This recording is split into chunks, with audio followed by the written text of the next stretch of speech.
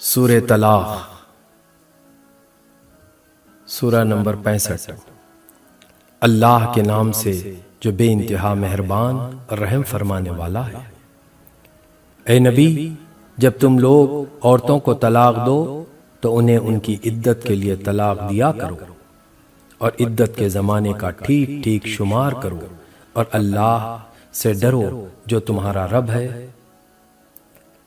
زمانے عدت میں نہ تم انہیں ان کے گھروں سے نکالو اور نہ وہ خود نکلیں، الا یہ کہ وہ کسی سری برائی کے مرتکب ہو۔ یہ اللہ کی مقرر کردہ حدیں ہیں، اور جو کوئی اللہ کی حدوں سے تجاوز کرے گا وہ اپنے اوپر خود ظلم کرے گا۔ تم نہیں جانتے شاید اس کے بعد اللہ موافقت کی کوئی صورت پیدا کر دے۔ پھر جب وہ اپنی عدت کی مدت کے خاتمے پر پہنچیں تو یا انہیں بھلے طریقے سے اپنے نکاح میں روک لو یا بھلے طریقے پر ان سے جدا ہو جاؤ، اور دو ایسے آدمیوں کو گواہ بنا لو جو تم میں صاحب عدل ہوں، اور گواہ بننے والوں گواہی ٹھیک ٹھیک اللہ کے لیے ادا کرو۔ یہ باتیں ہیں جن کی تم لوگوں کو نصیحت کی جاتی ہے، ہر اس شخص کو جو اللہ اور آخرت کے دن پر ایمان رکھتا ہو۔ جو کوئی اللہ سے ڈرتے ہوئے کام کرے گا، اللہ اس کے لیے مشکلات سے نکلنے کا کوئی راستہ پیدا کر دے گا، اور ایسے ایسے راستے سے رزق دے گا جدھر اس کا گمان بھی نہ جاتا ہو۔ جو اللہ پر بھروسہ کرے اس کے لیے وہ کافی ہے۔ اللہ اپنا کام پورا کر کے رہتا ہے۔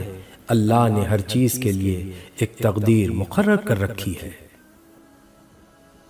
اور تمہاری عورتوں میں سے جو حیض سے مایوس ہو چکی ہوں، ان کے معاملے میں اگر تم لوگوں کو کوئی شک لاحق ہے تو تمہیں معلوم ہو کہ ان کی عدت 3 مہینے ہے، اور یہی حکم ان کا ہے جنہیں ابھی حیض نہ آیا ہو۔ اور حاملہ عورتوں کی عدت کی حد یہ ہے کہ ان کا وضع حمل ہو جائے گا۔ جو شخص اللہ سے ڈرے اس کے معاملے میں وہ سہولت پیدا کر دیتا ہے۔ یہ اللہ کا حکم ہے جو اس نے تمہاری طرف نازل کیا ہے۔ جو اللہ سے ڈرے گا اللہ اس کی برائیوں کو اس سے دور کر دے گا اور اس کو بڑا اجر دے گا۔ ان کو زمانے عدت میں اسی جگہ رکھو جہاں تم رہتے ہو، جیسی کچھ بھی جگہ تمہیں میسر ہو، اور انہیں تنگ کرنے کے لیے ان کو نہ ستاؤ۔ اور اگر وہ حاملہ ہوں تو ان پر اس وقت تک خرچ کرتے رہو جب تک کہ ان کا وضع حمل نہ ہو جائے۔ پھر اگر وہ تمہارے لیے بچے کو دودھ پلائیں تو ان کی اجرت انہیں دو، اور بھلی طریقے سے اجرت کا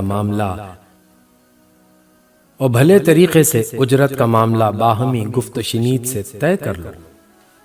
لیکن اگر تم نے اجرت طے کرنے میں ایک دوسرے کو تنگ کیا تو بچے کو کوئی اور عورت دودھ پلا لے گی۔ خوشحال آدمی اپنی خوشحالی کے مطابق نفقہ دے، اور جس کو رزق کم دیا گیا ہو وہ اسی مال میں سے خرچ کرے جو اللہ نے اسے دیا ہے۔ اللہ نے جس کو جتنا کچھ دیا ہے اس سے زیادہ کا وہ اسے مکلف نہیں کرتا۔ بعید نہیں کہ اللہ تنگ دستی کے بعد فراخ دستی بھی عطا فرما دے۔ کتنی ہی بستیاں ہیں جنہوں نے اپنے رب اور اس کے رسولوں کے حکم سے سرتابی کی، تو ہم نے ان سے سخت محاسبہ کیا اور ان کو بری طرح سزا دی۔ انہوں نے اپنے کیے کا مزہ چکھ لیا اور ان کا انجام کار گھاٹا ہی گھاٹا تھا،